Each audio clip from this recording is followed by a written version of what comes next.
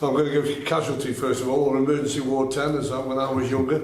I can remember that. But can you give us an update, first of all, illnesses and injuries? Obviously, Terrell and Janelle was ill for the weekend. Janelle actually come with us and was ill on, progressively worse on the day. Longy's getting there. He'll be whatever 2-3 weeks, something like that. The same with Ben Knight. Callum's obviously tweaked his hamstring, so he won't be available for a while. He'll have a scan today and we'll see how bad that is. Apart from that, I think we're all right. It's a few though, isn't it? A few that are good options. Just sticking with Callum Ainley, is it not the same type of injury that he got at the Cheltenham game? Is it the same area? Same leg. We think slightly different area. Obviously, you've got more than one hamstring. But like I said, there's no point me speculating. He'll have a scan at. He's having it now, I think. So, but we'll find out more. And what about Terrell and Janelle? Obviously, you've been in touch with them. Have they got a chance? Is it last-minute decisions again? Yeah, we'll see how they are. Obviously, we had, 6-7 out after the Portsmouth game that wiped everyone out when we went to Oxford. And when we only had 6 subs. So, are we stretched? It's irrelevant, really. It'd be 11 against 11 with enough subs to make on the day, and we've got to make sure we go there and match the same effort as we did on Saturday, and try and get another result.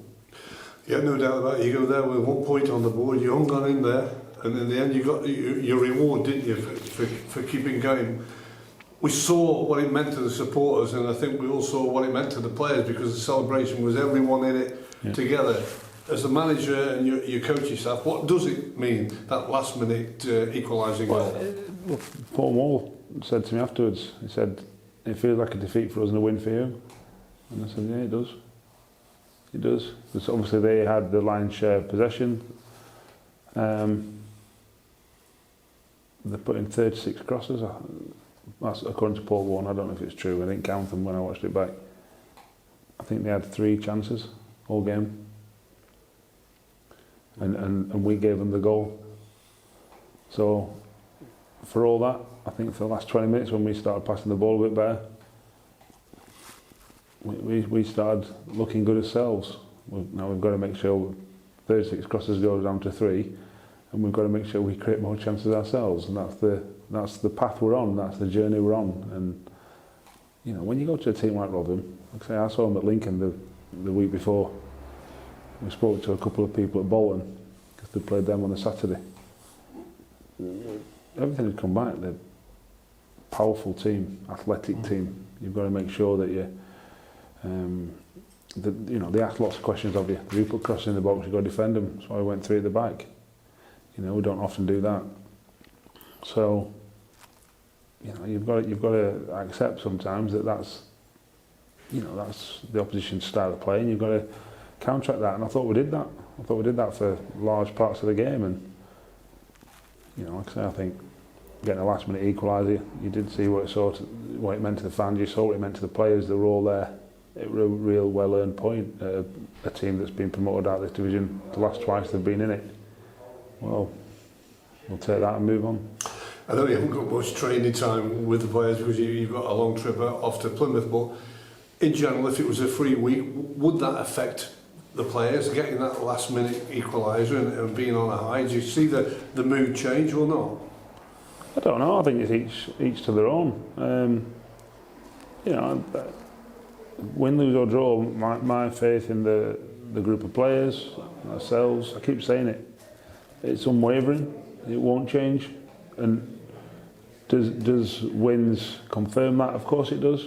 But then I'm not going to lose faith. So if the players did, or have gained belief because of it, well, great. But we've got some good players. We've got to do more.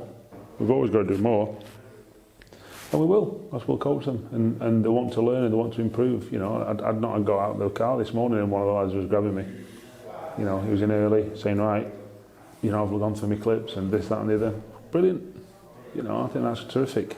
And I said, got to spare 5 hours on the bus to go through plenty of stuff with him, and we will. Illness injuries have been disruptive, there's no doubt about that. And the best, I guess for you, it is frustrating because you would have penciled in what you might have think is your best 11, and you've never been nowhere near getting that out yet. No, but that's the challenge of the football manager, and that's why you have a squad. I don't think we've not really, maybe Portsmouth aside, I don't think we've not been in any game really. We've got to do better, we've got to do more, and we will. It's as simple as that, whether it's a perceived best 11 or a weak 11, it doesn't really matter. We've got good enough players, and we've got to make sure we do more, and make sure we win games of football. That point was won by a 37-year-old Chris Porter, who's got a hell of a record, touch wood, from the penalty spot playing for this football club. But we've also just spoke to Billy Sass-Davies, and he's just saying what a role model he is around the place and in training. For you, you know, he was an important signing 4 years ago, I think it was, 4 seasons ago, when you brought him up, and he's on 49 goals as well for this football club. He's one away from 50. He's not been bad for you, has he? He's done all right. I hope he gets another 50. I bet he does. I bet we all do, don't we? It's been terrific, and Bill's right. You know, he holds himself really well around the place. What he says resonates with the players. Sometimes it has more effect peer to peer. And what he hasn't seen in football as a player is probably not worth seeing, because, like I say, he's been in the game for 20 years now, and he's played at virtually every level. And you know, I think the lads, if they need advice, they go to him. I'm sure they do. I don't know, but I would imagine they do. And knowing Chris as we know him, is a real bright bloke. He's a real clever fella, and you know, I'm sure he'll give them good advice. You know, that's right. I hope he does. I know he has to one player. You know, so let's hope he keeps scoring goals and giving out good advice. Well, obviously, you know, he's a player that is coming towards the end of his career, and he'll be looking to where it may go. But at the moment, he has an important part in your squad, doesn't he? Because I think he's been used more or less nearly every game. Of course. Yeah. He's going to be vital.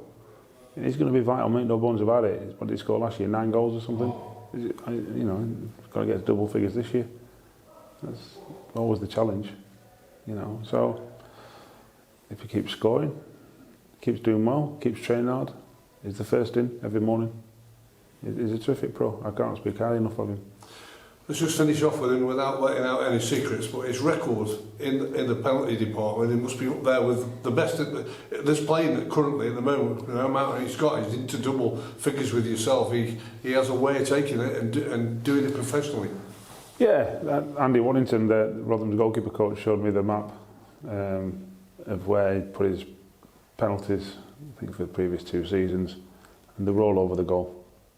No, you know, so, you know, he actually said, Andy actually said to Ports, he told the keeper pick a side, there's no pattern really. So hopefully he keeps up that run. I'm just going to go back on something we were just chatting about, systems and formations. You've changed a few times. 4-3-3 was more or less the norm, but you played it a couple of times last year and got results. You played it a couple of times this year, got results. Is there a change in formation in football? Do you see more teams going with that type of lineup? I think 3 at the back is a bit more in vogue at the minute, but not anymore so. I can watch in Italia 90. Bob Robson played 3 at the back. These things tend to go in cycles. You know, I read an article the other day about Antonio Conte being the sort of disciple. I'm thinking, what load of coswallop? You know, I'm thinking this has been around a long time before this guy, and it was a brilliant article. I have to say, a really, really good article. But he's not the pioneer of it, and he's not the forerunner of it. You know, so is it a way for us to play? Yes. Are we going to use it every week? No. You know, last year we felt we were probably the best footballing team in the division, so we had our way and we were going to out football teams. That's not the case this year. So we've got to make sure we, again, Paul Waugh said to me, he said, why did you choose what we played against you? And I gave him the answers and asked him why you were playing like he played against us and what have you. And he said we didn't know which way you were going to go, and I think that helps. I do think that helps. And we've got to be smarter this year. We have to be. But then that's not to say that we can't look at what we did last year against teams and go, right, yeah, we had real joy doing it this way, so we've got to go this way. Well, just finally, Plymouth's the next one. You've met up with them a few times, came up with them and had some good results against them. And it's another one of those sides that fancy the chances that they could go up, but you'll fancy your chances to get something out of that game, no doubt about that. Yeah, look, they've started well. They're a big club, well backed. Obviously with the fans back in it helps, because that means that their resources can go through the roof and they can be matched. They can match the big boys in this league. But then money doesn't always buy you points. We've got to make sure that we go there and give a real good account of ourselves, which is by and large what we've done for the majority of the times when we've played Plymouth.